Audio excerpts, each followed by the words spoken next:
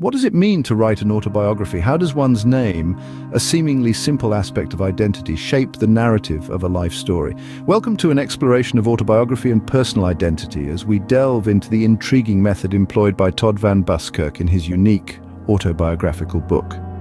This approach uses the various components of his name, his given name, middle names, Catholic confirmation name, and surname to create a segmented representation of his identity. Autobiographies are inherently subjective, often seen through the lens of the author's perspective, memory, and identity. Initially coined with a sense of ridicule, the term autobiography found a more sincere use in the works of authors like Robert Southey. Unlike biographies that draw from various documents and perspectives, autobiographies rely intensely on the author's memory, making them a unique, though sometimes flawed, historical document. Now let's consider Van Buskirk's unique approach. The author's decision to separate elements of his name throughout the book suggests a profound exploration of identity. The placement of his given name, Todd, in the early pages of the book, pages 25 through 58, might symbolize the foundational aspect of personal identity.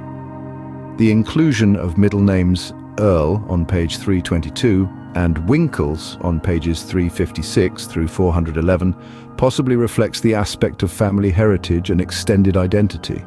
After this, the Catholic confirmation name Augustine, placed on page 455, introduces the element of spiritual identity. Finally, the surname Van Buskirk, appearing on pages 500 and 637, touches upon social identity and lineage. Surnames often represent familial connections and social heritage.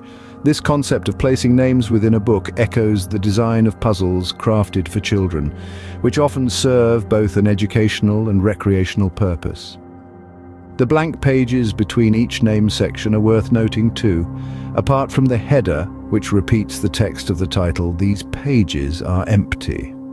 This structure could be seen as a commentary on autobiographical memory, symbolizing the gaps in memory, the parts of our lives that are forgotten, unexplored, or intentionally left out.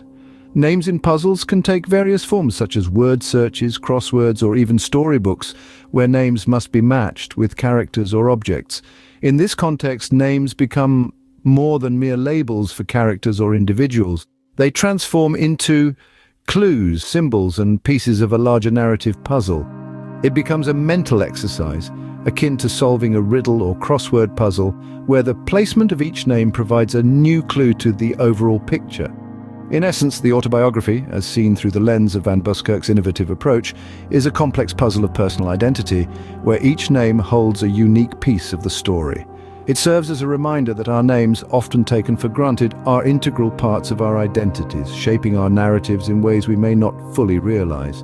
As we conclude this exploration, remember that autobiographies are not just a recounting of events, but also an introspective journey into personal identity.